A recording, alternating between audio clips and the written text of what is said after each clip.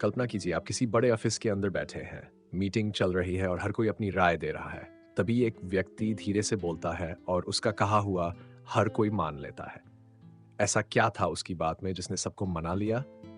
क्या वो व्यक्ति बहुत स्मार्ट था या उसने कुछ ऐसा कहा जो सीधे दिल और दिमाग पर असर कर गया? आप सोच रहे होंगे, क्या मैं भी ऐसा कर सकता हूँ? और जवाब है हाँ।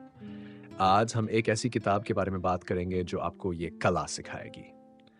नमस्कार दोस्तों, आपका स्वागत है बुक लैंप हिंदी पर। ये वो जगह है जहां आप बेहतरीन किताबों का निचोड़ आसान और दिलचस्प तरीके से सुन सकते हैं। आज हम आपके लिए लाए हैं एक ऐसी किताब जो आपके सोचने का नजरिया बदल सकती है, द आर्ट ऑफ मैनिपुलेशन। इस किताब के लेखक एक मनोवैज्ञानिक और सामाजिक व्यवहार के विशेषज्ञ हैं, जिन्होंने इंसान के सोचने, समझने और व्यवहार करने के तरीकों पर गहराई से अध्ययन किया है। उन्होंने इस किताब में बताया है कि कैसे लोग अपने शब्दों और भावनाओं से दूसरों को प्रभावित करते हैं।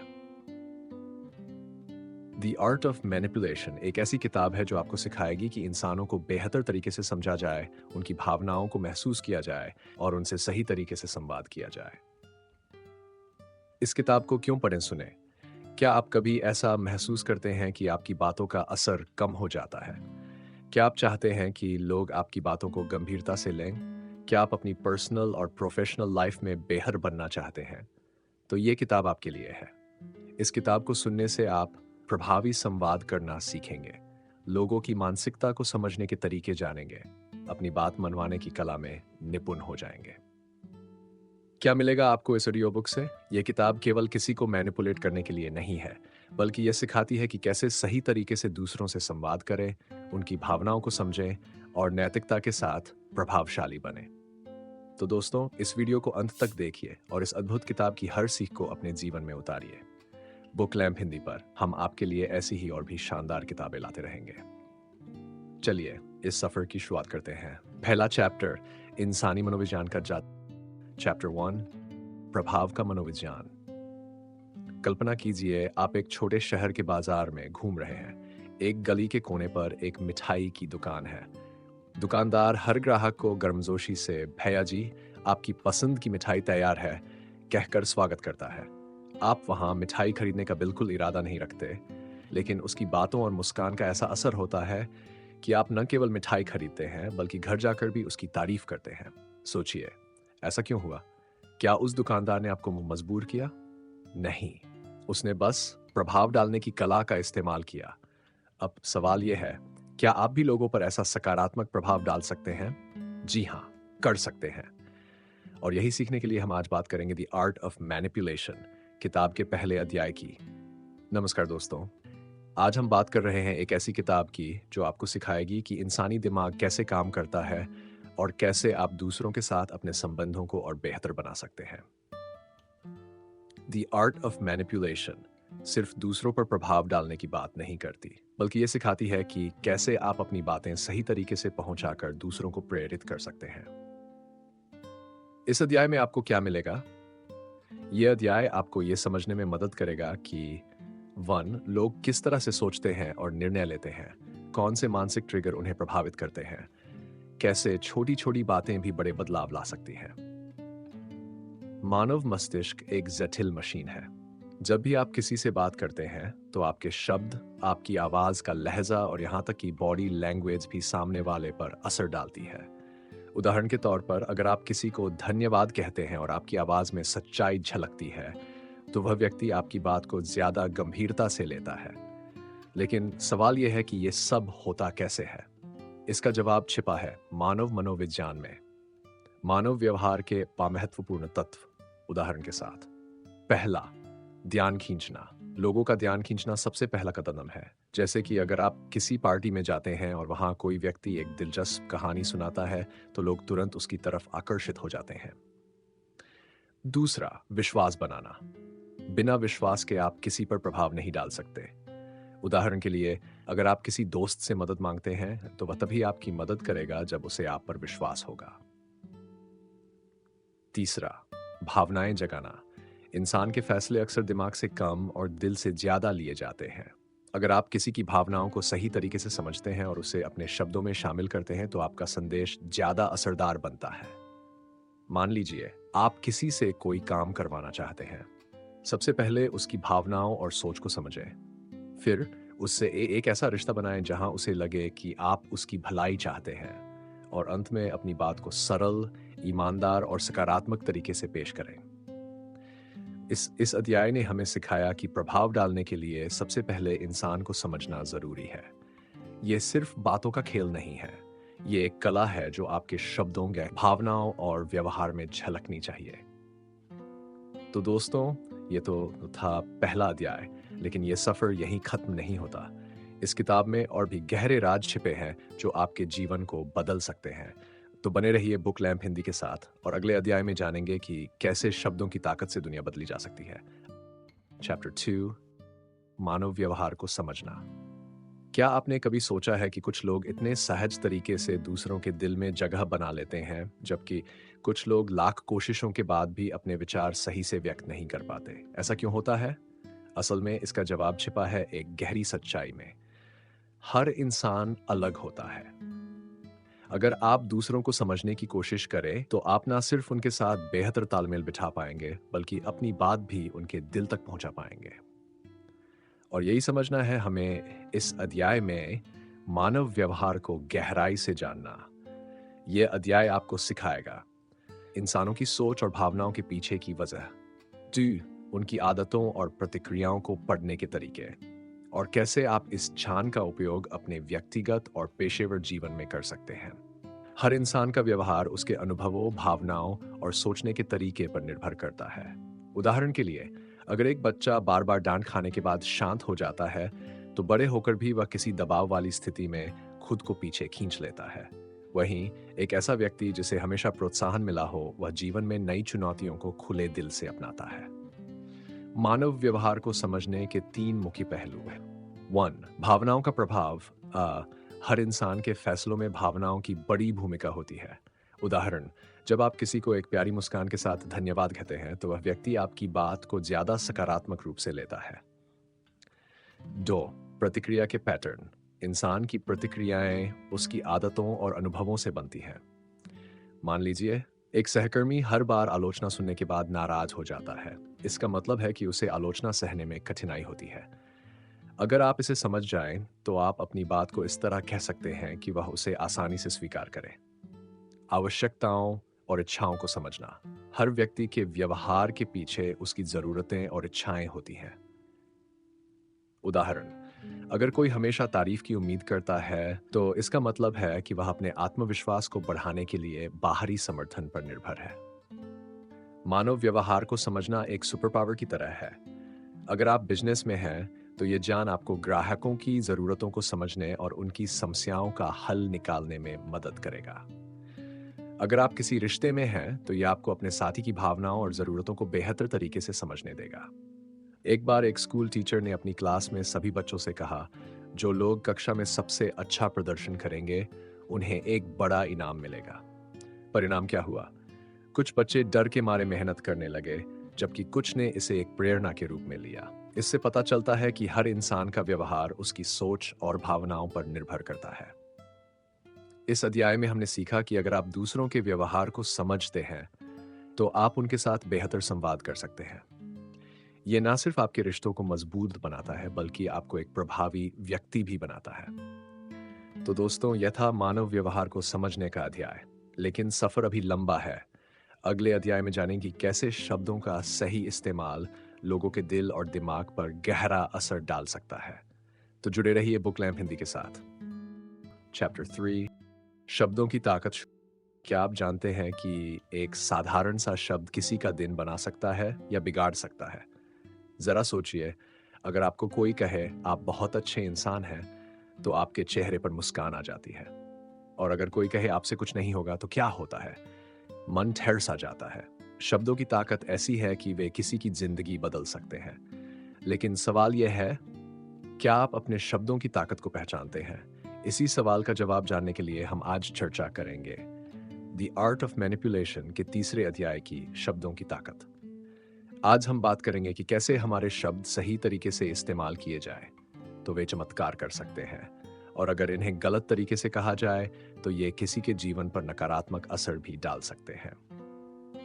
द आर्ट ऑफ मैनिपुलेशन एक ऐसी किताब है जो न केवल दूसरों को प्रभावित करने की कला सिखाती है, बल्कि हमें यह भी समझाती है कि शब्द सिर्फ आवाज नहीं होते, बल्कि वे भावनाओं और प्रभाव का पुल होते हैं। इस अध्याय में क्या सीखेंगे? शब्दों का प्रभाव हमारे रिश्तों पर कैसे पड़ता है, सकारात्मक और नकारात्मक शब्दों का फर्क, सही शब्दों का इस्तेमाल कैसे करें। शब्द हमारी सोच, भावनाओं और रिश्तों पर करते हैं। उदाहरण के लिए, अगर आप अपने बच्चे से कहें तुम बहुत मेहनती हो, तो ये उसकी खुद पर विश्वास बढ़ा देता है। वहीं अगर आप कहें तुमसे तो कुछ नहीं होगा, तो वह निराशा से भर सकता है। शब्दों की ताकत को समझने के 3 मुख्य बिंदु, उदाहरण सहित। सकारात्मक शब्दों की ऊर्जा। सकारात्मक शब्द न केवल दूसरों का दिन बना सकते हैं, बल्कि उन्हें आगे बढ़ने के लिए प्रेरित भी कर सकते हैं। उदाहरण, अगर किसी सहकर्मी ने अच्छा काम किया है और आप कहें आपका काम काबिल तारीफ है, तो इससे उसका आत्मविश्वास दोगुना हो जाता है। नकारात्मक शब्दों का असर। नकारात्मक शब्द किसी के आत्मविश्वास को तोड़ सकते हैं। मान लीजिए किसी दोस्त ने कोई गलती की और आप कहें तुम तो हमेशा ऐसा ही करते हो, तो वह और अधिक असुरक्षित महसूस कर सकता है। शब्दों को सही समय पर और सही तरीके से कहना। शब्द तभी असरदार होते हैं जब उन्हें सही समय और सही लहजे में कहा जाए। उदाहरण, अगर कोई व्यक्ति परेशान है तो उसे डांटने के बजाय यह कहना, मैं समझ सकता हूं तुमने अपनी पूरी कोशिश की है, उसे मानसिक शांति देगा। एक बार एक राजा ने अपने मंत्री से पूछा, क्या शब्दों की ताकत सच में इतनी बड़ी होती है? मंत्री ने उत्तर दिया, जी हां महाराज। फिर मंत्री ने 2 अलग-अलग सेवकों से कहा, तुम दोनों बहुत मेहनती हो, लेकिन एक को मैंने थोड़ा प्यार और तारीफ के साथ कहा और दूसरे को आदेश देने के लहजे में। परिणाम यह हुआ कि पहला सेवक खुशी-खुशी काम करने चला गया और दूसरा सेवक बेमन से। राजा ने कहा, अब मैं समझ गया कि शब्दों में सच में बहुत ताकत होती है। शब्द केवल बातें नहीं हैं, वे हमारे रिश्तों, हमारे काम और यहाँ तक कि हमारी पूरी जिंदगी को आकार देते हैं। सही शब्द न केवल दूसरों को प्रेरित करते हैं, बल्कि हमारी पहचान को भी मजबूत बनाते हैं। तो दोस्तों, यह था शब्दों की ताकत का अध्याय। अगले अध्याय में हम जानेंगे कि कैसे भावनाओं और बुद्धिमत्ता के साथ संवाद करके आप दूसरों के दिलों पर राज कर सकते हैं। चैप्टर 4, मैनिपुलेशन में भावनात्मक बुद्धिमत्ता। कभी आपने सोचा है कि क्यों कुछ लोग आसानी से किसी को भी अब बात मानने के लिए मना लेते हैं, जबकि बाकी लोग कोशिश करते रह जाते हैं? ये लोग न केवल अपनी बात कहते हैं, बल्कि सामने वाले को भी गहराई से समझते हैं। यही समझ और बुद्धिमत्ता उन्हें दूसरों पर गहरा प्रभाव डालने में मदद करती है। इसे कहते हैं भावनात्मक बुद्धिमत्ता। आज हम सीखेंगे कि कैसे भावनात्मक बुद्धिमत्ता मैनिपुलेशन को नैतिक और प्रभावी बना सकती है। यह अध्याय सिखाता है भावनात्मक बुद्धिमत्ता क्या है, इसे मैनिपुलेशन में कैसे उपयोग किया जा सकता है और कैसे यह आपके रिश्तों और काम में सुधार ला सकती है। भावनात्मक बुद्धिमत्ता यानी इमोशनल इंटेलिजेंस, ईआई का मतलब अपनी और दूसरों की भावनाओं को समझना, पहचानना और सही तरीके से प्रबंधित करना। मानव मस्तिष्क के 2 हिस्से, एक होता है लॉजिकल दिमाग जो सोचता है, तर्क करता है। दूसरा होता है इमोशनल दिमाग जो महसूस करता है, प्रतिक्रिया देता है।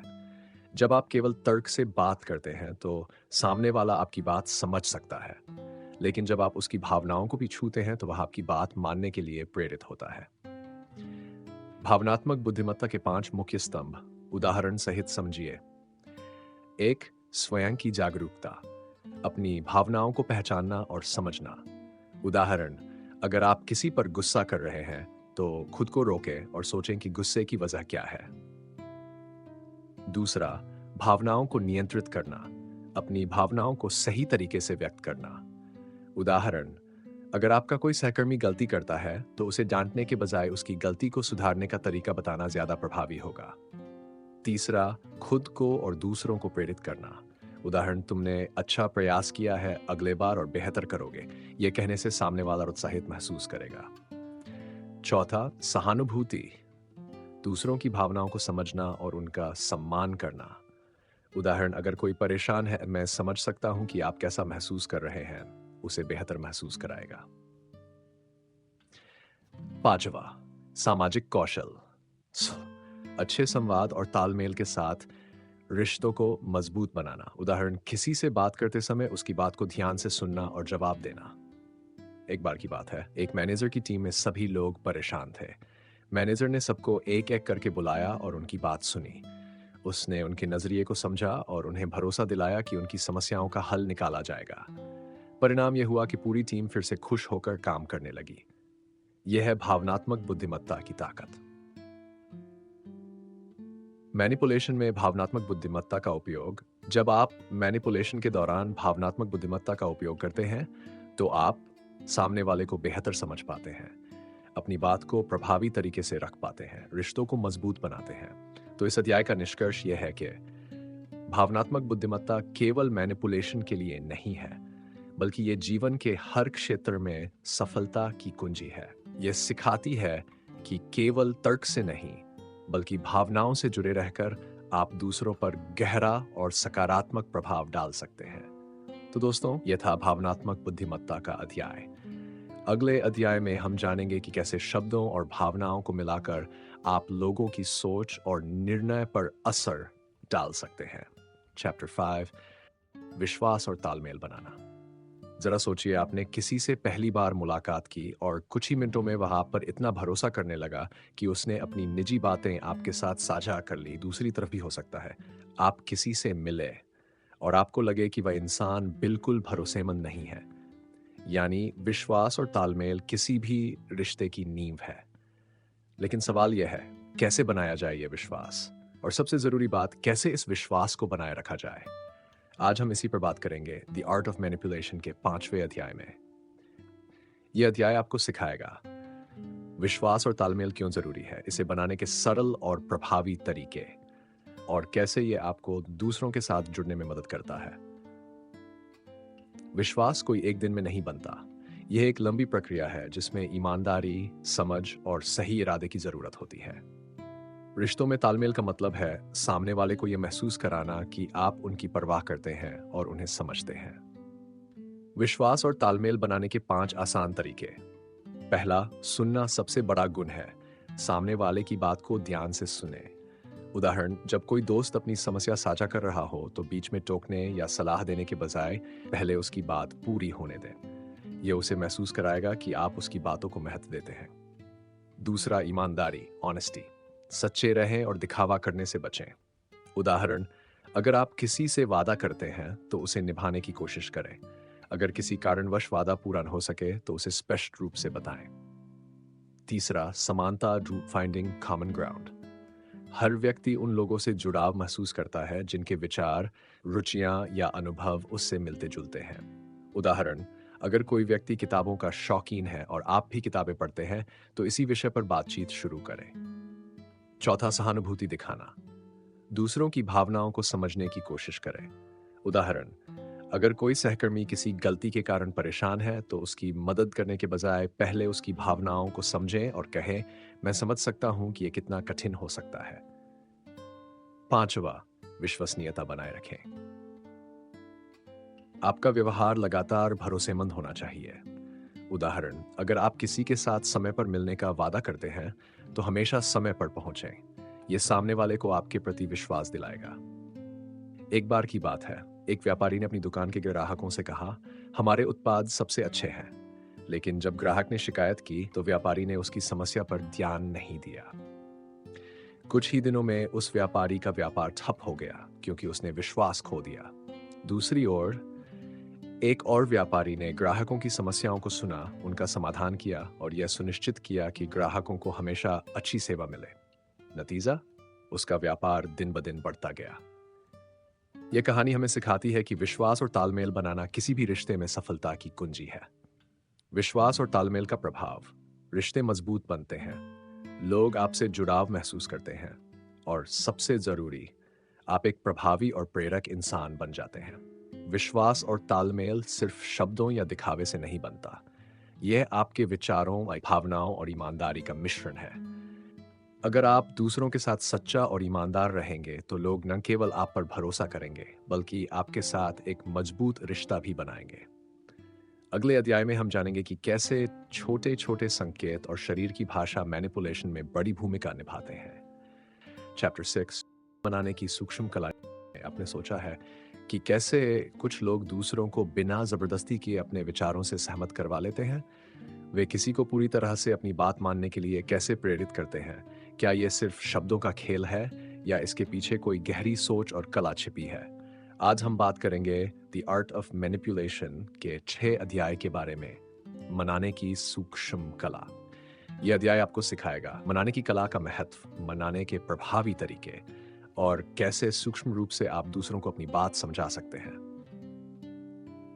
मनाने की कला एक ऐसी क्षमता है जिसे अगर सही तरीके से उपयोग किया जाए तो ये किसी भी रिश्ते को मजबूत और प्रभावी बना सकती है। लेकिन क्या आप जानते हैं कि यह कला जितनी सरल दिखती है उतनी होती नहीं है? इसमें कई तकनीकें, मनोविज्ञान और रणनीतियां शामिल होती हैं। मनाने की सूक्ष्म कला के 4 मुख्य तत्व उदाहरण सहित। पहला, सकारात्मक प्रस्तुति, पॉजिटिव फ्रेमिंग। अपनी बात को इस तरह से प्रस्तुत करें कि सामने वाला उसे सकारात्मक रूप से ले। उदाहरण, अगर आप किसी से कुछ मांगने जा रहे हैं तो ये कहें, यह काम करने से आपको इस चीज में मदद मिलेगी, बजाय इसके कि यह काम करना आपके लिए जरूरी है।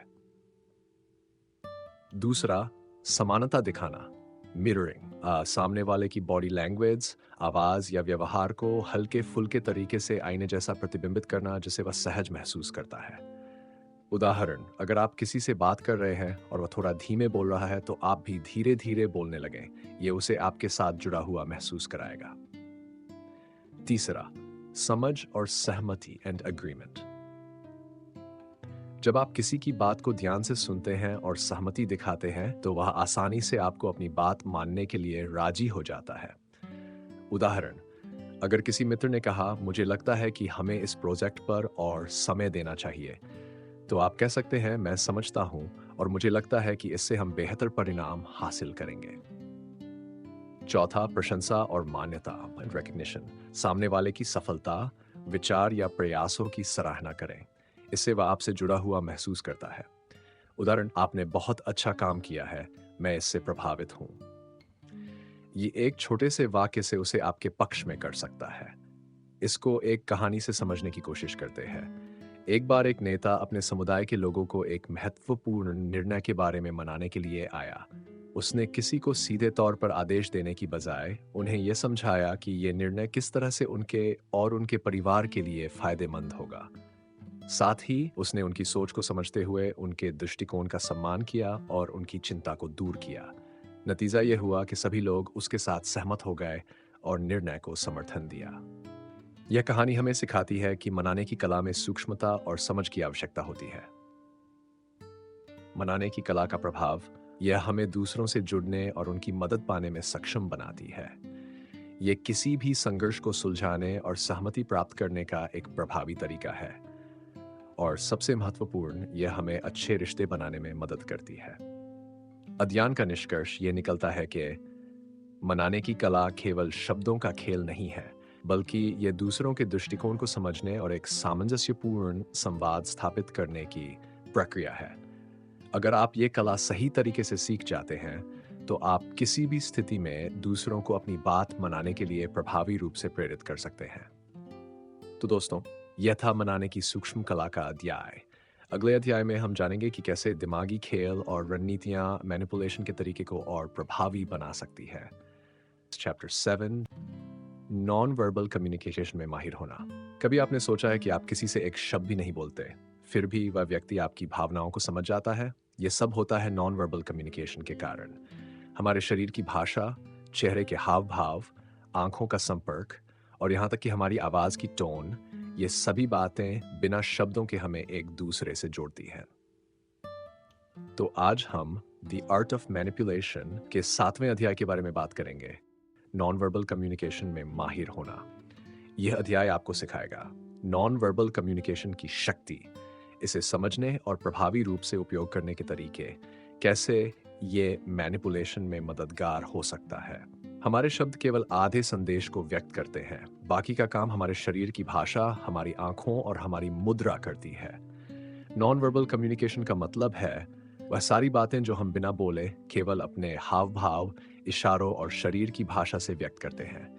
अगर आप इसे सही तरीके से समझ लें और इसका उपयोग करना सीख लें तो ये न केवल आपके रिश्तों को बेहतर बनाएगा, बल्कि आपको दूसरों पर गहरा प्रभाव डालने में भी मदद करेगा। नॉन वर्बल कम्युनिकेशन के 5 मुख्य प्रकार होते हैं। हम इन्हें उदाहरण के साथ समझने की कोशिश करते हैं। पहला, चेहरे के हाव भाव।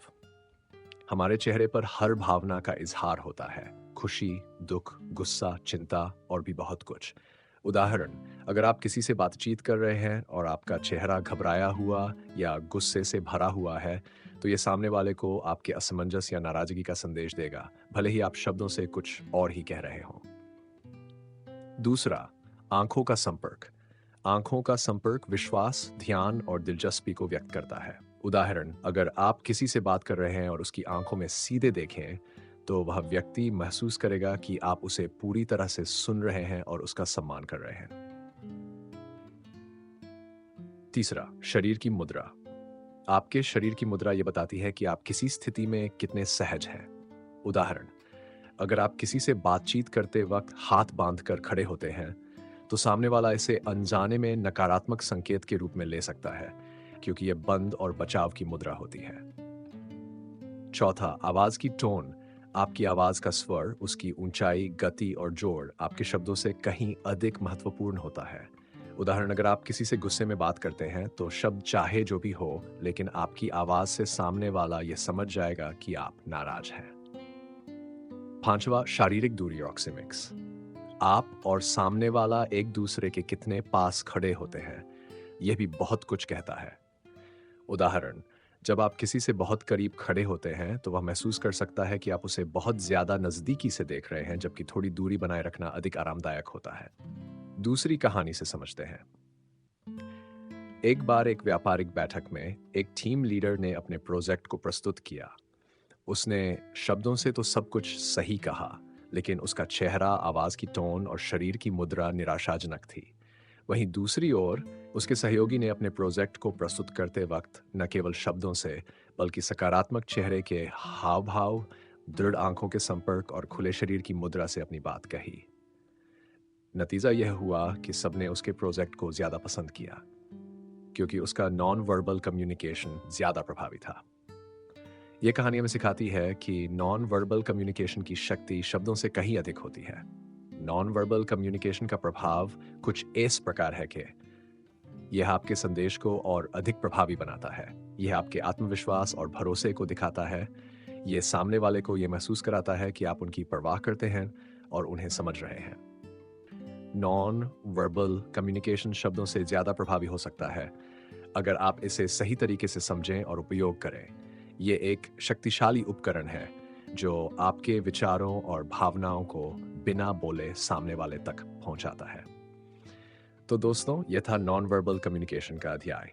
अगले अध्याय में हम जानेंगे कि कैसे आप मानसिक खेल और मनोविज्ञान के माध्यम से दूसरों पर प्रभाव डाल सकते हैं। तो जुड़े रहिए बुक लैम्प हिंदी के साथ। चैप्टर 8, कमजोरी पहचानना। कल्पना कीजिए, आपके सामने एक बहुत ही मजबूत और आत्मविश्वासी व्यक्ति बैठा है। उसकी बॉडी लैंग्वेज, उसकी बातें, सब कुछ शानदार दिखता है। लेकिन क्या आपने कभी सोचा है इस व्यक्ति की भी कोई कमजोरी हो सकती है? क्या आप उसे पहचान सकते हैं? हर इंसान में कुछ न कुछ कमजोरी छिपी होती है। यह आपकी समझ और अवलोकन पर निर्भर करता है कि आप उस कमजोरी को कैसे पहचानते हैं। आज हम द आर्ट ऑफ मैनिपुलेशन के 8वें अध्याय के बारे में बात करेंगे, कमजोरी पहचानना। यह अध्याय आपको सिखाएगा कि किसी व्यक्ति की कमजोरियों को पहचानने के तरीके क्या हैं, कैसे इन कमजोरियों का ध्यानपूर्वक उपयोग किया जा सकता है, और ये क्यों जरूरी है कि कमजोरियों का सम्मान किया जाए और उनका सही तरीके से उपयोग किया जाए। हम सभी की कुछ न कुछ कमजोरियां होती हैं। ये कमजोरी शारीरिक, मानसिक या भावनात्मक हो सकती है, लेकिन इन कमजोरियों को पहचानना आसान नहीं होता। ये एक कला है। अच्छी अवलोकन क्षमता, समझदारी और ध्यान की जरूरत होती है। जब आप किसी व्यक्ति की कमजोरी पहचान लेते हैं, तो आप उसका फायदा उठा सकते हैं, लेकिन इसका सही और नैतिक तरीका ढूंढना जरूरी है। कमजोरी पहचानने के 5 मुख्य तरीके उदाहरण सहित। पहला, बॉडी लैंग्वेज। किसी व्यक्ति की शारीरिक मुद्रा और इशारे ये बता सकते हैं कि किसी बात या स्थिति में असहज है। उदाहरण, अगर कोई व्यक्ति अपने शरीर को सिकोड़ रहा है या बार बार हाथों को घुमा रहा है, तो यह संकेत हो सकता है कि वह किसी विषय पर बात करते वक्त असुरक्षित महसूस कर रहा है। दूसरा, भावनात्मक प्रति इमोशनल रिएक्शंस। किसी की भावनात्मक प्रतिक्रियाएं उसकी कमजोरी का संकेत देती हैं। उदाहरण, अगर कोई व्यक्ति छोटी सी बात पर बहुत गुस्से में आ जाता है, तो यह हो सकता है कि उसकी भावनात्मक असुरक्षा या अप्रिय अनुभवों की वजह से वह खुद को बचाने की कोशिश कर रहा हो। तीसरा, संकोच और डर, रिलक्टेंस एंड फियर। जब कोई व्यक्ति किसी कार्य या विचार से बचने की कोशिश करता है, तो इसका मतलब है कि वह किसी बात से डर रहा है। उदाहरण, अगर आप किसी से एक खुला सवाल पूछते हैं और वह व्यक्ति संकोच करता है या बचने की कोशिश करता है, तो यह उसकी असुरक्षा या डर को दर्शाता है। चौथा, मुलायम जगहों पर ध्यान देना। हर व्यक्ति की कुछ ऐसी बातें होती हैं जिनसे वह भावनात्मक रूप से जुड़ा हुआ होता है। उदाहरण, अगर किसी को अपनी परिवार या प्रियजनों से जुड़ी बातें बहुत ज्यादा प्रभावित करती हैं, तो इस पर ध्यान देना और संवेदनशीलता के साथ बातचीत करना उसकी कमजोरी को समझने में मदद कर सकता है। अगर कोई व्यक्ति किसी विशेष विषय पर ध्यान केंद्रित नहीं कर पा रहा है, तो यह उसकी मानसिक कमजोरी हो सकती है। उदाहरण, जब कोई बार बार अपने विचारों को बदलता है या कुछ समय के बाद ध्यान नहीं दे पाता, तो यह संकेत हो सकता है कि वह किसी मानसिक दबाव या उलझन में है। चल इसे एक कहानी के माध्यम से समझने की कोशिश करते हैं। एक बार एक बड़ी कंपनी के सीईओ ने अपने कर्मचारियों से एक महत्वपूर्ण मीटिंग की। बातचीत के दौरान एक कर्मचारी का ध्यान भटकता हुआ नजर आया और उसकी आंखों में तनाव था। सीईओ ने समझा कि इस कर्मचारी को शायद काम में कोई दबाव या समस्या हो सकती है। इसलिए मीटिंग के बाद सीईओ ने उस कर्मचारी से निजी तौर पर बात की और उसकी समस्याओं को सुना। यह एक उदाहरण था कि कैसे सीईओ ने एक साधारण शारीरिक संकेत से कमजोरी को पहचाना और समस्या का समाधान किया। यह कहानी हमें सिखाती है कि कमजोरी पहचानने का मतलब हमेशा किसी को नीचे गिराना नहीं होता, बल्कि यह उनकी मदद करने का एक तरीका हो सकता है। कमजोरी पहचानने का प्रभाव कुछ इस प्रकार है कि यह आपको दूसरों के साथ बेहतर संबंध बनाने में मदद करता है। यह आपको स्थिति को समझने और बेहतर निर्णय लेने की क्षमता देता है। यह आपको किसी के साथ प्रभावी और सहानुभूति से काम करने में मदद करता है। कमजोरी पहचानना केवल एक बाहरी तरीका नहीं है, बल्कि यह एक गहरी समझ और ध्यान की प्रक्रिया है। अगर आप इसे सही तरीके से पहचानते हैं और इसका सही उपयोग करते हैं, तो आप केवल दूसरों से जुड़ सकते हैं, बल्कि एक अच्छा और सकारात्मक प्रभाव भी बना सकते हैं। तो दोस्तों, यह था कमजोरी पहचानने का अध्याय। अगले अध्याय में हम जानेंगे कि कैसे ये कमजोरियां मैनिपुलेशन और प्रभाव में बदल सकती हैं। चैप्टर 9, मैनिपुलेशन का नैतिकता। कभी आपने सोचा है कि हम जो भी करते हैं उसे सही या गलत कैसे मापते हैं? कभी कभी हम किसी को प्रभावित करने के लिए उसे अच्छे उद्देश्यों से प्रेरित करते हैं, लेकिन क्या यह सही है? क्या मैनिपुलेशन को सिर्फ अपनी फायदे के लिए किया जा सकता है या इसके पीछे कोई नैतिक विचार भी होना चाहिए? आज हम द आर्ट ऑफ मैनिपुलेशन के 9वें अध्याय के बारे में बात करेंगे। मैनिपुलेशन का नैतिकता। यह अध्याय आपको सिखाएगा मैनिपुलेशन के नैतिक पहलू। मैनिपुलेशन कब सही और कब गलत हो सकता है? क्या और कैसे यह शक्तिशाली उपकरण बन सकता है जब इसका सही तरीके से उपयोग किया जाए? मैनिपुलेशन का मतलब केवल किसी को अपने फायदे के लिए नियंत्रित करना नहीं है, बल्कि इसका मतलब है किसी व्यक्ति की सोच, दृष्टिकोण या निर्णय को प्रभावित करना। लेकिन जब हम दूसरों को प्रभावित करते हैं, तो क्या हमें यह विचार करना चाहिए कि हम क्या कर रहे हैं और इसके परिणाम क्या होंगे?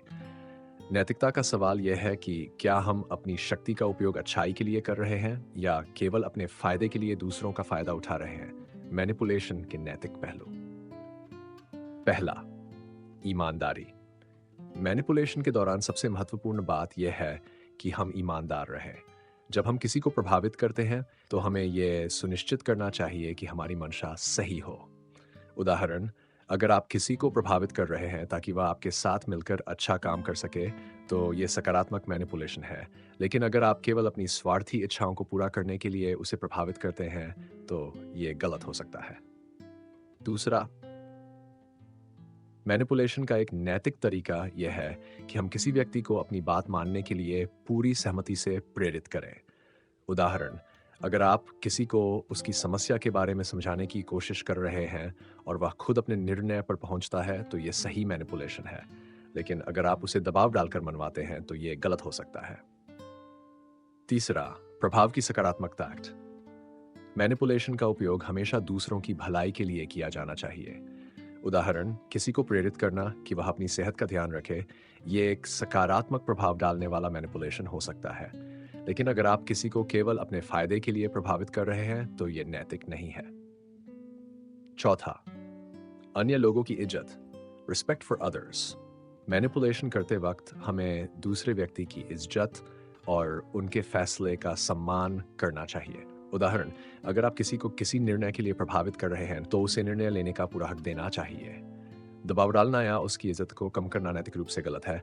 इसे एक कहानी से समझने की कोशिश करते हैं। एक बार एक कंपनी में एक मैनेजर था जो अपने कर्मचारियों को प्रेरित करने के लिए बहुत अच्छे तरीके से मैनिपुलेशन करता था। वह कर्मचारियों को उनके बेहतर भविष्य के बारे में बताते हुए और उनकी योग्यताओं को पहचान कर उन्हें काम में उत्साहित करता था। ये उसने उनके भले के लिए किया था ताकि वे अपने काम में पूरी मेहनत और निष्ठा से लगे रहें। ये एक सकारात्मक और नैतिक मैनिपुलेशन का उदाहरण था। लेकिन दूसरी ओर एक और मैनेजर था जिसने कर्मचारियों से अपनी मर्जी के काम करवाने के लिए केवल अपने व्यक्तिगत फायदे को ध्यान में रखा। वह उन्हें गलत तरीके से प्रभावित करता था और उनके इमोशनल स्टेट्स का फायदा उठाता था। ये एक गलत तरीका था क्योंकि इस मैनिपुलेशन में नैतिकता की कमी थी। मैनिपुलेशन का नैतिकता और प्रभाव समझिए। मैनिपुलेशन को केवल सकारात्मक उद्देश्यों के लिए इस्तेमाल किया जाना चाहिए। ये दूसरों के भले के लिए किया जाना चाहिए, न कि केवल अपनी स्वार्थी इच्छाओं को पूरा करने के लिए। मैनिपुलेशन का उद्देश्य सामने वाले को उसकी पूरी सहमति से निर्णय लेने के लिए प्रेरित करना होना चाहिए, न कि उस पर दबाव डालना। मैनिपुलेशन की शक्ति एकदम सचेत और जिम्मेदार तरीके से इस्तेमाल की जानी चाहिए। अगर इसका उपयोग नैतिक तरीके से किया जाए तो ये दूसरों के लिए फायदेमंद हो सकता है। लेकिन अगर यह स्वार्थी और अन्य लोगों की भावनाओं की अनदेखी करते हुए किया जाए तो ये केवल समस्याएं और रिश्तों में दरार ला सकता है। तो दोस्तों, यह था मैनिपुलेशन का नैतिकता का अध्याय। अगले अध्याय में हम जानेंगे कि कैसे मैनिपुलेशन का सही और गलत तरीके से इस्तेमाल किया जा सकता है। चैप्टर 10, रक्षात्मक रणनीतियां, मैनिपुलेशन को पहचानना। क्या आप कभी को ऐसी स्थिति में पाए हैं जहां कोई आपको अपने फायदे के लिए प्रभावित कर रहा हो? क्या आप समझ पाते हैं कि किसी ने आपकी भावनाओं, विचारों या फैसलों पर नियंत्रण पाने की कोशिश की है? मैनिपुलेशन का शिकार होना एक ऐसी स्थिति है जिससे हर कोई कभी न कभी गुजरता है। लेकिन क्या आप जानते हैं कि किसी का मैनिपुलेशन पहचानना और उससे बचाव करना भी एक कला है? आज हम द आर्ट ऑफ मैनिपुलेशन के 10वें अध्याय के बारे में बात करेंगे। रक्षात्मक रणनीतियां, मैनिपुलेशन को पहचानना। यह अध्याय आपको सिखाएगा कि मैनिपुलेशन की पहचान कैसे करें, मैनिपुलेशन से बचने के लिए कौन सी रक्षात्मक रणनीतियां अपनाएं, अपने दिमाग और सोच को सुरक्षित रखने के लिए क्या कदम उठाए जाएं। दोस्तों, जब हम किसी को प्रभावित करने की कोशिश करते हैं तो अक्सर हमें पता नहीं चलता कि यह मैनिपुलेशन हो रहा है। लेकिन अगर हम सही तरीके से सोचें और सतर्क रहें तो हम इसे पहचान सकते हैं। मैनिपुलेशन से बचने के लिए हमें खुद को मानसिक रूप से मजबूत और तैयार रखना होगा। तो अब हम जानते हैं मैनिपुलेशन को पहचानने के लिए 5 मुख्य संकेत, जिसमें पहला है दबाव महसूस करना, प्रेशर्ड। जब कोई व्यक्ति लगातार आपको किसी चीज को करने के लिए मजबूर करता है या आपको समय सीमा पर रखता है, तो ये एक संकेत हो सकता है कि वह मैनिपुलेट कर रहा है। उदाहरण, अगर आपको किसी कार्य को जल्दी करने का दबाव डाला जा रहा है और आप खुद को असहज महसूस कर रहे हैं, तो यह मैनिपुलेशन हो सकता है। दूसरा है सहानुभूति का अत्यधिक प्रयोग।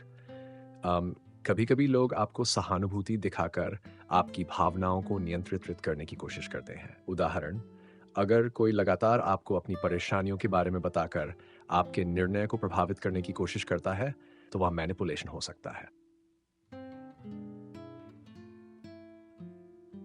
तीसरा है गलतफहमी पैदा करना। जब कोई व्यक्ति आपको भ्रमित करता है तो वह आपकी सोच और निर्णय को प्रभावित करने की कोशिश कर रहा होता है। उदाहरण, अगर कोई व्यक्ति आपको 2 अलग अलग विचारों के बीच उलझा कर रखता है, तो इसका मतलब है कि वह आपको अपनी बात मानने के लिए मैनिपुलेट कर रहा है। चौथा है आपकी जिम्मेदारी का भार डालना, शिफ्टिंग रिस्पॉन्सिबिलिटी। मैनिपुलेटर्स अक्सर अपनी जिम्मेदारी दूसरों पर डालते हैं और आपको दोषी महसूस कराते हैं। उदाहरण, अगर कोई आपको ये महसूस कराता है कि आप ही सब कुछ गलत कर रहे हैं और आपको उसे ठीक करना चाहिए, तो ये मैनिपुलेशन हो सकता है। 5वां है भय और चिंता का निर्माण, एंग्जाइटी।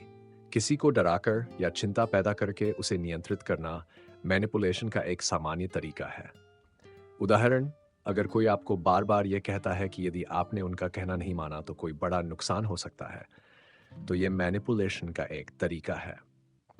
तो दोस्तों, अब जब आप मैनिपुलेशन को पहचान चुके हैं, तो आपको इसे रोकने के लिए रक्षात्मक रणनीतियां अपनानी होंगी। यहाँ कुछ प्रभावी तरीके आपके साथ शेयर करता हूँ, जैसे कि पहला, सीमाएं तय करें।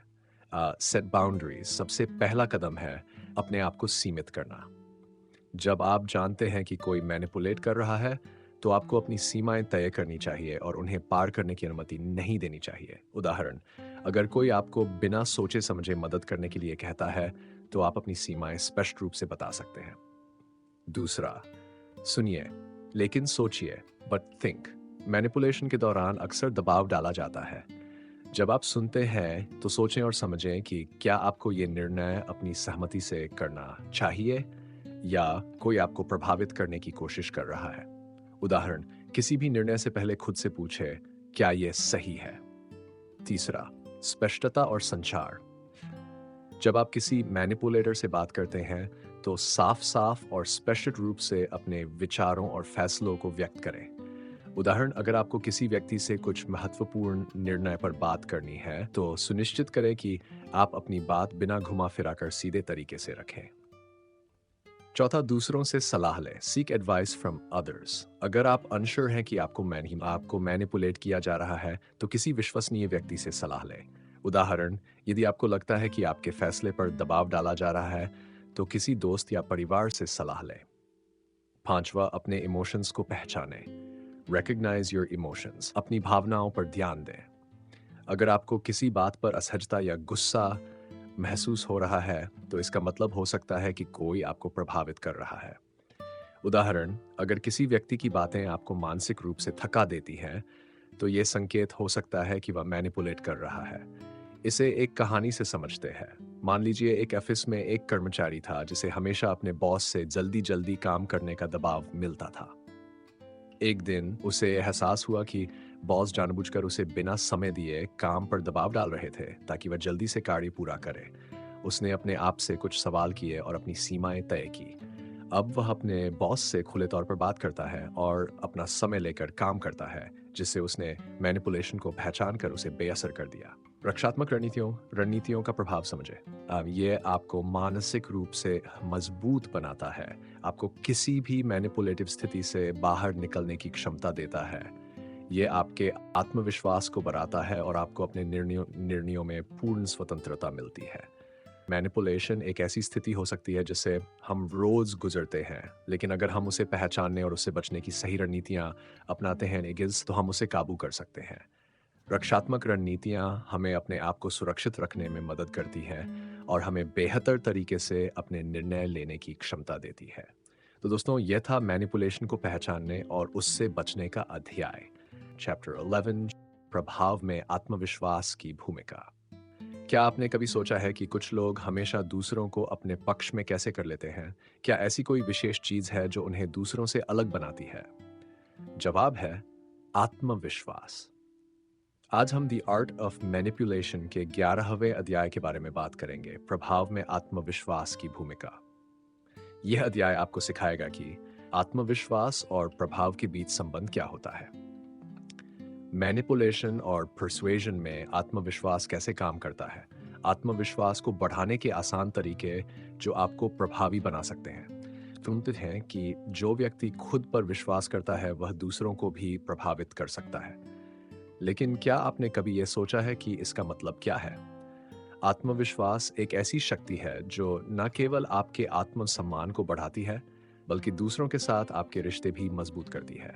आत्मविश्वास के साथ आप जो भी कहते हैं वह अधिक प्रभावशाली होता है और यही मैनिपुलेशन और परसुएजन के बीच की असल कुंजी है।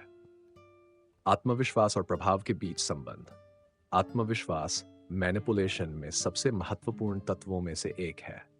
जब आप आत्मविश्वासी होते हैं तो आपके शब्दों में वजन होता है। लोग आपके विचारों को अधिक गंभीरता से सुनते हैं और उन्हें मानने के लिए तैयार होते हैं। दूसरे शब्दों में कहें तो आत्मविश्वास एक तरह का आकर्षण है जो लोगों को आपकी ओर खींचता है। मैनिपुलेशन और परसुएशन में आत्मविश्वास का असर। जब आप किसी को प्रभावित करना चाहते हैं, तो ये ज़रूरी है कि आपके पास आत्मविश्वास हो। ये आत्मविश्वास ही है जो आपको अपने विचारों को स्पष्ट और हाँ, प्रभावशाली तरीके से प्रस्तुत करने की शक्ति देता है। इसी आत्मविश्वास के कारण लोग आपके विचारों को न केवल सुनते हैं, बल्कि उन पर विश्वास भी करते हैं। उदाहरण, मान लीजिए आप किसी को अपना दृष्टिकोण समझा रहे हैं और आप उसमें आत्मविश्वासी हैं। आपके शब्दों में वह प्रभाव होगा कि सामने वाला बिना किसी शक के आपकी बात मानेगा। जब आपके पास आत्मविश्वास होता है, तो आप अपनी बातों को इस तरह से पेश कर सकते हैं कि सामने वाला खुद को प्रभावित महसूस करे। हालांकि यदि आत्मविश्वास की कमी होती है, तो आपकी बातों का कोई असर नहीं होता। आत्मविश्वास से आपका मनोबल बढ़ता है और आप दूसरों को अपने विचारों के प्रति आकर्षित कर पाते हैं। आत्मविश्वास को बढ़ाने के कुछ आसान तरीके। पहला, स्वयं से प्यार करें। अगर आप खुद से प्यार करते हैं और अपनी योग्यताओं पर विश्वास करते हैं, तो आपका आत्मविश्वास स्वाभाविक रूप से बढ़ता है। इसे हर दिन दोहराने से आप खुद को सकारात्मक तरीके से देखेंगे और विश्वास महसूस करेंगे। उदाहरण, खुद से ये कहना, मैं अच्छा हूं, मैं सक्षम हूं, यह आत्मविश्वास बढ़ाता है। दूसरा, अपनी सफलता पर ध्यान, योर सक्सेसेस। अपनी छोटी छोटी सफलताओं को मान्यता देना और उन्हें याद रखना आत्मविश्वास को बढ़ाता है। उदाहरण, अगर आपने किसी छोटी परियोजना में सफलता पाई है, तो उसे याद करें और ये सोचें कि आप बड़े कार्य भी कर सकते हैं। तीसरा, प्रैक्टिस। किसी भी कार्य में माहिर बनने के लिए अभ्यास जरूरी है। जब आप अपनी क्षमताओं में सुधार लाते हैं, तो आत्मविश्वास स्वाभाविक रूप से बढ़ता है। उदाहरण, अगर आप सार्वजनिक रूप से बोलने में विश्वास नहीं रखते, तो छोटे छोटे समूहों में बोलने का अभ्यास करें। इससे आपका आत्मविश्वास बढ़ेगा। चौथा, नकारात्मक सोच से बचें। नकारात्मक विचारों से आपके आत्मविश्वास को नुकसान पहुंचता है। सकारात्मक सोच को अपनाएं और अपने हर कार्य में विश्वास रखें। उदाहरण, अगर कोई कार्य चुनौतीपूर्ण है, तो उसे इस तरह से सोचें कि आप इसे पूरी तरह से कर सकते हैं, न कि यह आपके लिए कठिन होगा। पांचवा, स्वस्थ जीवन शैली अपनाएं, अडॉप्ट अ हेल्थी लाइफस्टाइल। आपका शारीरिक स्वास्थ्य भी आपके आत्मविश्वास पर असर डालता है। नियमित व्यायाम और अच्छी डाइट से आत्मविश्वास में सुधार आता है। उदाहरण, जब आप फिट रहते हैं, तो आप खुद को बेहतर महसूस करते हैं और यह आपके आत्मविश्वास को बढ़ाता है। इसे हम कहानी से समझने की कोशिश करते हैं। एक बार एक युवा व्यापारी था जो खुद पर बहुत शक करता था। वह हर बार अपनी प्रस्तावित योजनाओं में संकोच करता था, क्योंकि उसे लगता था कि लोग उसे गंभीरता से नहीं लेंगे। फिर उसने आत्मविश्वास बढ़ाने के लिए कुछ कदम उठाए। वह अपनी छोटी सफलताओं पर ध्यान केंद्रित करने लगा, खुद से सकारात्मक बातें करने लगा और नियमित रूप से व्यायाम करने लगा। इससे उसके आत्मविश्वास में भारी बदलाव आया और अब वह अपनी योजनाओं को पूरी आत्मविश्वास के साथ प्रस्तुत करता है। लोग उसकी बातों को सुनते थे और उसे गंभीरता से लेते थे। आत्मविश्वास केवल एक भावना नहीं है, बल्कि यह आपके विचारों, शब्दों और कार्यों में नजर आता है।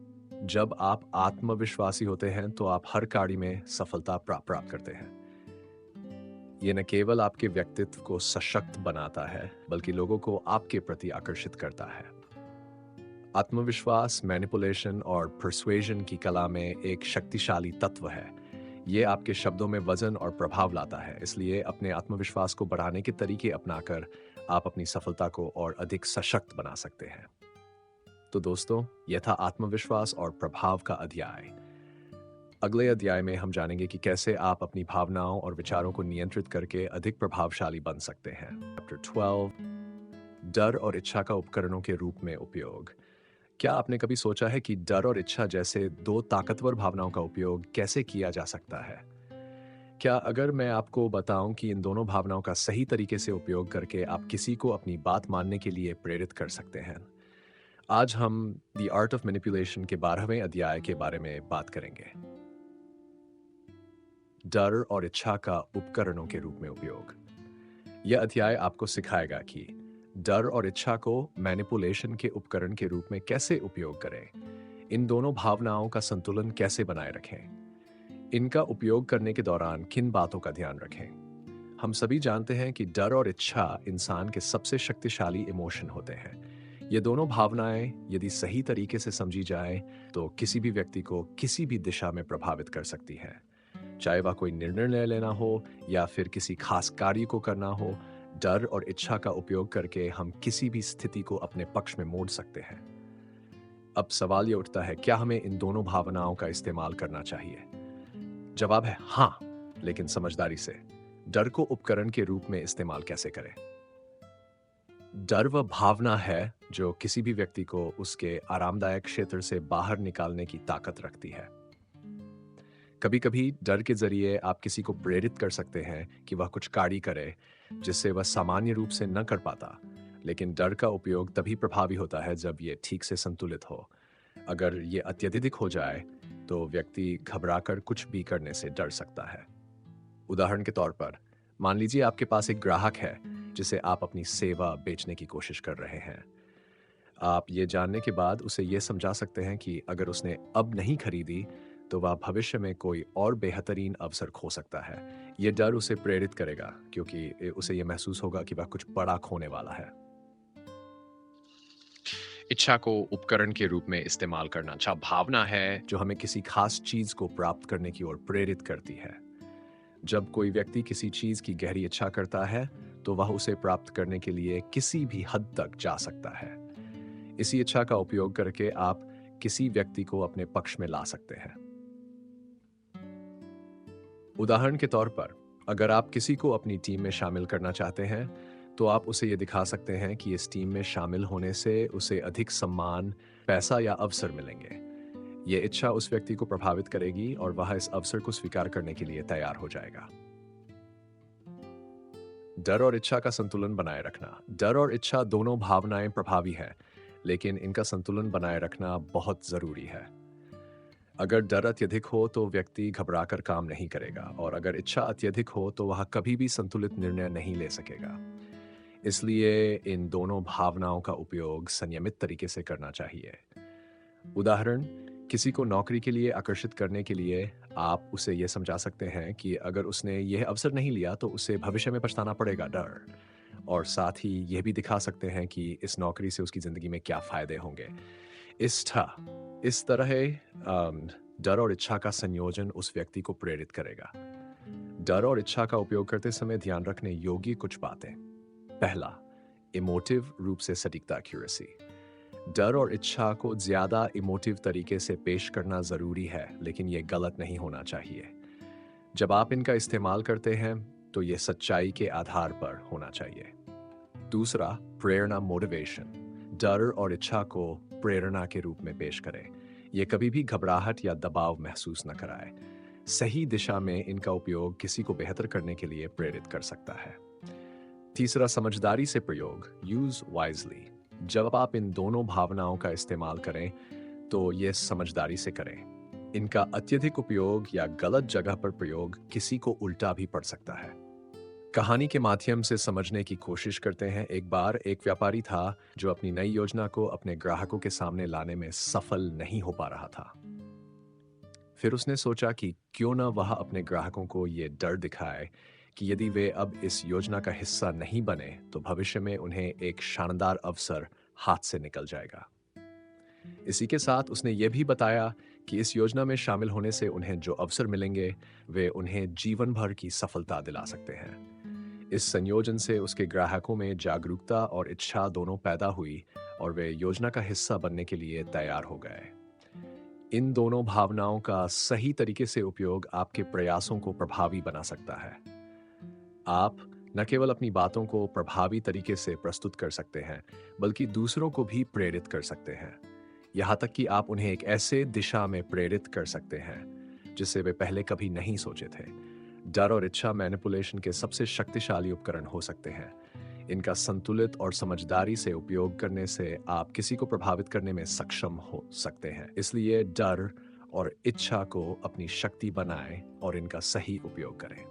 तो दोस्तों, यह था डर और इच्छा का उपयोग का अध्याय। अगले अध्याय में हम जानेंगे कि किस तरह से मैनिपुलेशन में निर्णय लेने की प्रक्रिया को प्रभावित किया जा सकता है। चैप्टर 13, मैनिपुलेटर का टूल किट, तकनीकें और रणनीतियां। क्या आपने कभी सोचा है कि किसी भी व्यक्ति को आसानी से प्रभावित करने के लिए आपको कौन सी चाबियां चाहिए? क्या अगर मैं आपको बताऊं कि कुछ ऐसी खास तकनीकें और रणनीतियां हैं जिनका इस्तेमाल करके आप किसी भी स्थिति को अपने पक्ष में मोड़ सकते हैं? आज हम द आर्ट ऑफ मैनिपुलेशन के 13वें अध्याय के बारे में बात करेंगे। मैनिपुलेटर का टूल किट, तकनीकें और रणनीति। आज हम जानेंगे कि मैनिपुलेशन के टूल किट में कौन सी तकनीकें और रणनीतियां शामिल होती हैं जो किसी को प्रभावित करने में मदद करती हैं। यह अध्याय आपको सिखाएगा 1. मैनिपुलेशन के कुछ प्रमुख टूल्स और तकनीकें। इन तकनीकों का सही तरीके से उपयोग कैसे किया जाए, कैसे इन टूल्स और रणनीतियों का गलत इस्तेमाल आपकी स्थिति को नुकसान पहुंचा सकता है। हम सभी ये जानते हैं कि जब किसी को प्रभावी तरीके से प्रभावित करना होता है तो ये केवल शब्दों से नहीं बल्कि कुछ खास तकनीकों और रणनीतियों से किया जाता है। आपको ये जानकर हैरानी हो सकती है कि किसी व्यक्ति को प्रभावित करने के लिए कुछ विशेष टूल्स होते हैं जिनका इस्तेमाल किया जा सकता है। इन तकनीकों को जानकर आप अपनी मर्जी के अनुसार किसी को अपनी सोच से प्रभावित कर सकते हैं। मैनिपुलेटर का टूल किट, प्रमुख तकनीकें। 1. Negative influence. ये एक साधारण तकनीक है जिसमें किसी के आत्मविश्वास को कम करके उसे प्रभावित किया जाता है। यह तकनीक अक्सर आत्मसंदेह पैदा करने के लिए इस्तेमाल की जाती है ताकि सामने वाला आपके विचारों के साथ सहमत हो जाए। उदाहरण, किसी को यह महसूस कराना कि वह किसी खास कार्य में असफल हो सकता है ताकि वह आपकी मदद लेने के लिए मजबूर हो जाए। 2. सीमित विकल्प ऑप्शंस। यह तकनीक तब काम आती है जब आप किसी व्यक्ति के सामने केवल 2 विकल्प पेश करते हैं जिससे वह आपके द्वारा प्रस्तुत किए गए विकल्प में से एक को चुनने के लिए मजबूर हो जाता है। उदाहरण, आप या तो अब फैसला लें या फिर यह अवसर हमेशा के लिए खो देंगे। इस तकनीक का उद्देश्य सामने वाले को यह महसूस कराना होता है कि उसके पास कोई अन्य विकल्प नहीं है। प्यार और सहानुभूति, लव एंड सिंपैथी। कभी कभी जब आप किसी को भावनात्मक रूप से जोड़ने के लिए उसे प्यार या सहानुभूति दिखाते हैं तो वह व्यक्ति आपकी बातों को और अधिक गंभीरता से लेता है। इस तकनीक में आप सामने वाले के साथ संबंध स्थापित करते हैं ताकि वह आपसे प्रभावित हो। उदाहरण, मैं समझ सकता हूं कि आप क्या महसूस कर रहे हैं, मुझे भी यही महसूस हुआ था। शेयर। Reverse psychology. ये एक और शक्तिशाली तकनीक है जिसमें आप किसी व्यक्ति को ऐसा करने के लिए प्रेरित करते हैं जो वह नहीं करना चाहता। जब आप किसी को नन करने के लिए कहते हैं तो वह उसकी ठीक विपरीत चीज करने के लिए प्रेरित होता है। उदाहरण, आप शायद ये नहीं कर पाएंगे क्योंकि ये बहुत मुश्किल है। इससे सामने वाला आपकी बात का विरोध करते हुए वह कार्य करने के लिए प्रेरित हो सकता है। बाय। स्माइली और body language and body language. यह एक बहुत प्रभावी तकनीक है क्योंकि हमारी बॉडी लैंग्वेज और चेहरे के हाव भाव किसी भी संदेश को अधिक प्रभावी बना सकते हैं। अगर आप अपनी बॉडी लैंग्वेज को सही तरीके से इस्तेमाल करते हैं तो आप बिना शब्दों के भी किसी को प्रभावित कर सकते हैं। उदाहरण, जब आप किसी से बात करते हैं तो अपनी बॉडी लैंग्वेज को खुला और सकारात्मक रखें ताकि सामने वाला आपसे जुड़ा हुआ महसूस करे। इन तकनीकों का उपयोग तब तक सही है जब तक आप इसे समझदारी से और नैतिक तरीके से इस्तेमाल कर रहे हैं। इनका उद्देश्य सामने वाले को बेवजह नुकसान पहुंचाना नहीं होना चाहिए, बल्कि इसे एक सहायक और समझदार तरीका बनाना चाहिए। जब आप इन तकनीकों का उपयोग करते हैं तो यह जरूरी है कि आप सामने वाले को धोखा न दें या उसे असहज महसूस कराएं। कहानी का उदाहरण, एक व्यापारी ने अपनी कंपनी को बढ़ाने के लिए सीमित विकल्प तकनीक का इस्तेमाल किया। उसने ग्राहकों को केवल 2 विकल्प दिए, एक सामान्य ऑफर और दूसरा एक विशेष ऑफर जिसमें कुछ अतिरिक्त लाभ थे। ग्राहक ये महसूस करने लगे कि अगर वे दूसरा विकल्प नहीं चुनेंगे तो वे एक शानदार अवसर खो देंगे। इसलिए अधिकांश ग्राहक विशेष ऑफर को स्वीकार करने के लिए तैयार हो गए। ये तकनीक सफल रही क्योंकि व्यापारी ने इसे सही तरीके से और समझदारी से इस्तेमाल किया। गलत इस्तेमाल से होने वाले नुकसान।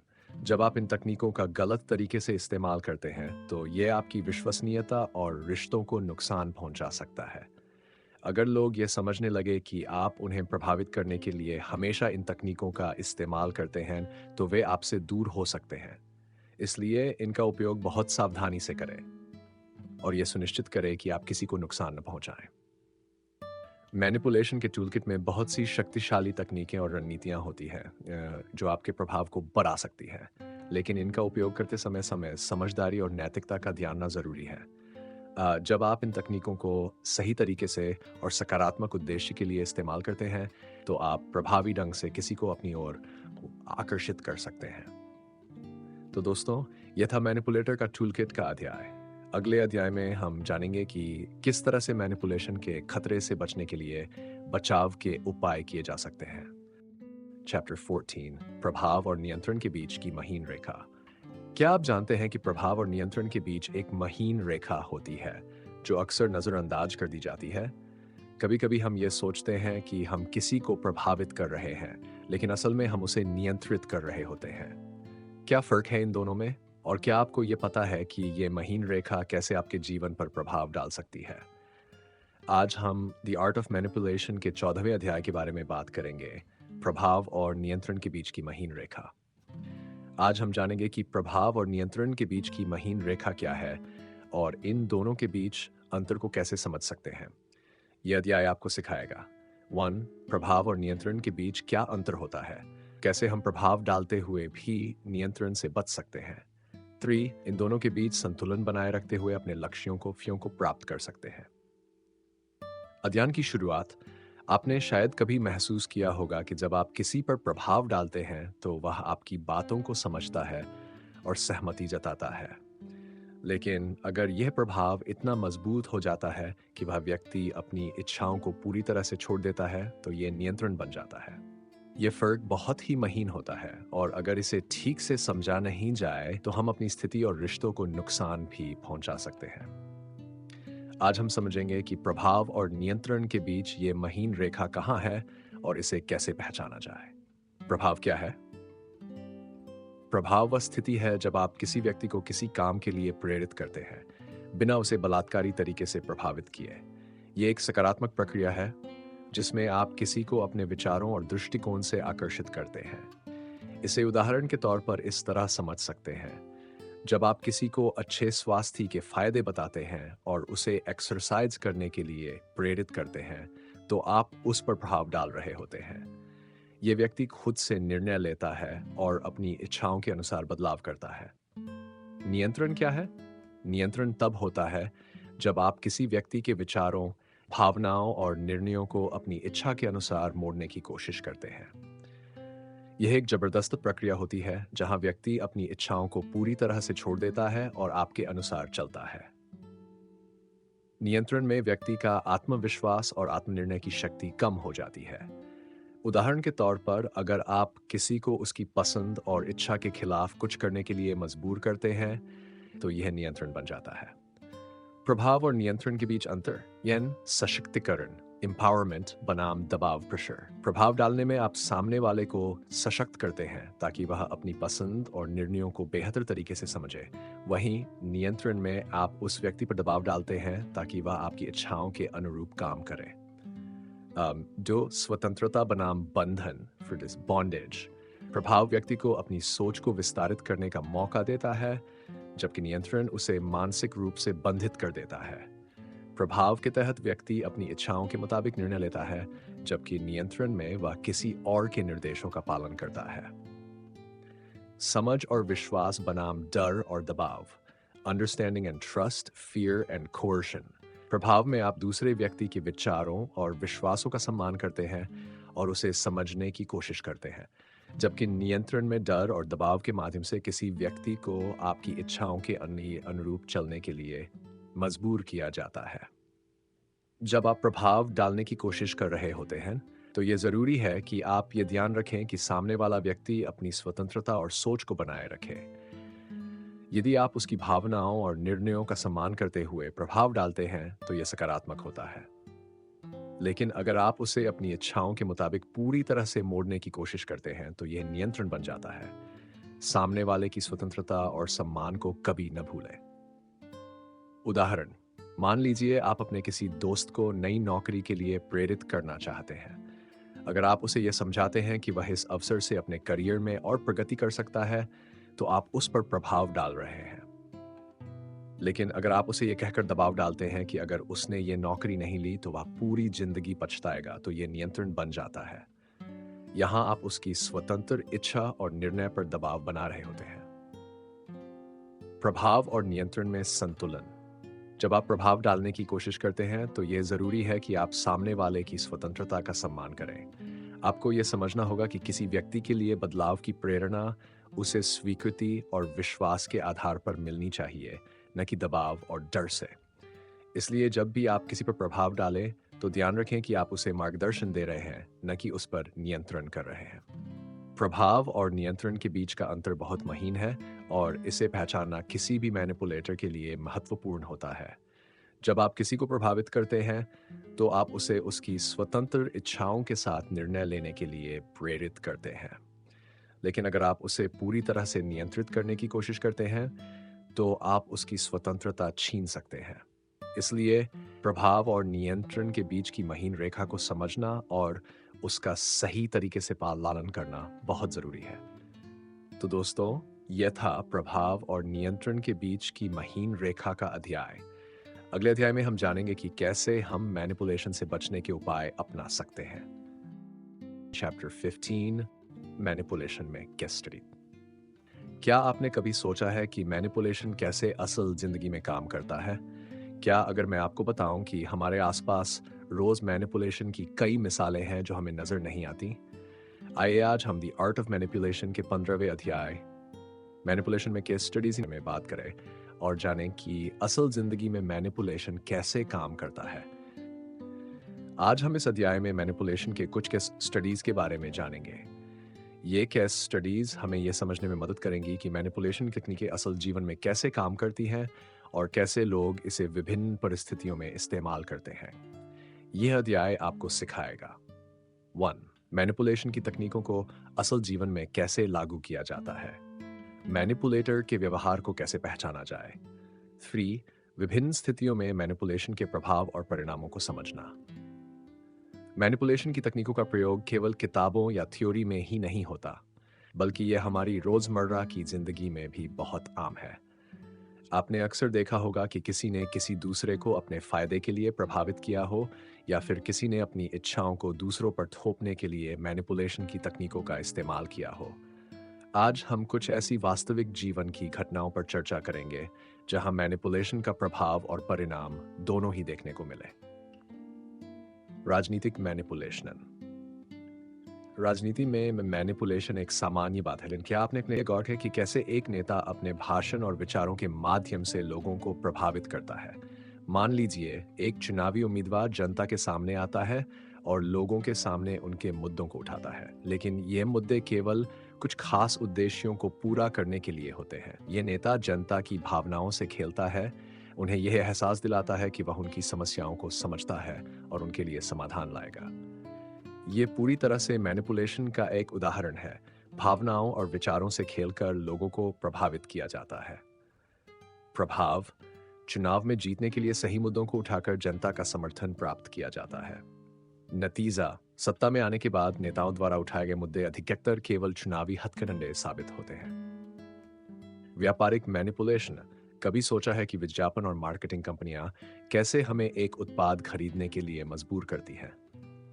चलिए मान लीजिए कि एक बड़ी ब्रांड कंपनी एक नया स्मार्टफोन लॉन्च करती है और उसका प्रचार इस तरह से किया जाता है कि यह स्मार्टफोन आपके जीवन को बदल सकता है।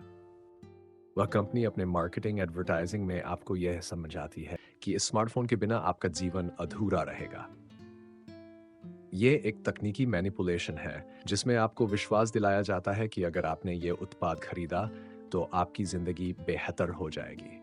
प्रभाव। ग्राहक इस विश्वास में आकर वह स्मार्टफोन खरीदता है। नतीजा। ग्राहक केवल प्रचार के आधार पर खरीदारी करता है, जबकि उसे इस प्रोडक्ट की सच्चाई का पूरा नॉलेज नहीं होता। Case study. व्यक्तिगत रिश्तों में मैनिपुलेशन।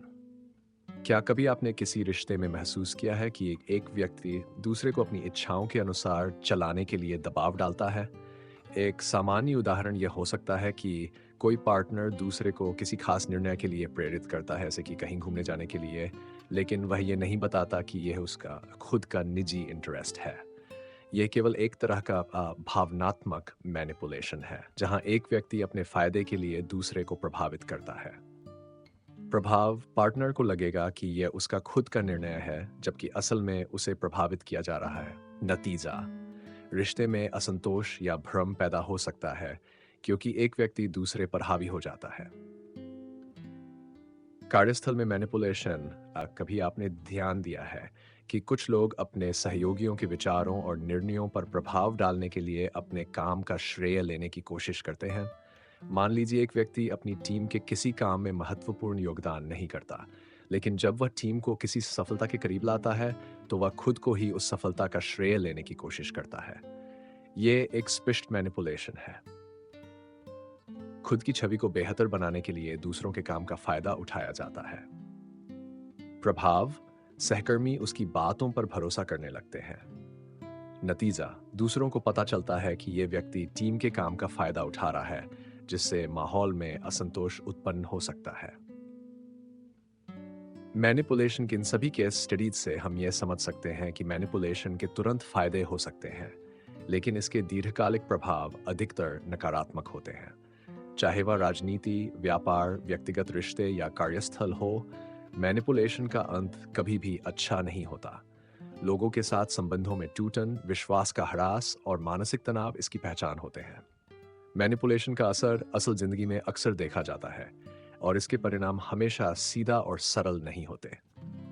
यह समझना बेहद जरूरी है कि अगर हम इन तकनीकों का इस्तेमाल करते हैं, तो हमें इसके परिणामों को भी सोच समझकर अपनाना चाहिए। मैनिपुलेशन की तकनीकें काम तो करती हैं, लेकिन उनके अंतर्निहित जोखिम भी होते हैं। इस बुक को सुनने का फायदा, अगर आप इस बुक के निष्कर्ष से कुछ सीख सकते हैं, तो वह यह है कि प्रभाव का सही इस्तेमाल करने से न केवल हम अपने जीवन को बेहतर बना सकते हैं, बल्कि दूसरों के जीवन को भी सकारात्मक दिशा दे सकते हैं। ये बुक आपको यह सिखाएगी कि प्रभाव डालने के साथ साथ जिम्मेदारी और नैतिकता को बनाए रखना कितना महत्वपूर्ण है। इस बुक को सुनने के बाद आप न केवल अपने फैसले और रिश्तों को बेहतर बना पाएंगे, बल्कि अपने जीवन को पूरी तरह से बदलने की दिशा में कदम बढ़ा सकते हैं। The art of manipulation book ने हमें यह सिखाया कि प्रभावशाली बनना एक कला है, लेकिन इसे सही और जिम्मेदारी से लागू करना सबसे महत्वपूर्ण है। हमारे कार्यों, शब्दों और विचारों का असर दूसरों पर पड़ता है, और अगर हम इसे सकारात्मक दिशा में ले जाते हैं, तो हम न केवल खुद को बल्कि दूसरों को भी सफलता की ओर ले जा सकते हैं। इसलिए याद रखें कि अगर आप प्रभावशाली बनना चाहते हैं, तो सबसे पहले आपको अपनी नैतिकता और जिम्मेदारी को समझना होगा। दोस्तों, हम आशा करते हैं कि इस बुक के निष्कर्ष ने आपको नए दृष्टिकोण से सोचने की प्रेरणा दी हो। अगर आप इस बुक को पूरी तरह से समझने में सक्षम हुए हैं, तो आप इसे अपनी जिंदगी में लागू करने के लिए तैयार हैं। अब समय है कि आप इस ज्ञान को जीवन में लाकर खुद को और अपने आसपास के लोगों को बेहतर बनाएं। हमारे साथ जुड़े रहने के लिए धन्यवाद। अगर आपको ये बुक पसंद आई हो, तो इसे लाइक और शेयर जरूर करें, और हमारे चैनल बुक लैंप हिंदी को सब्सक्राइब करें, ताकि हम और भी प्रेरक बुक्स के साथ आपके साथ जुड़ सकें।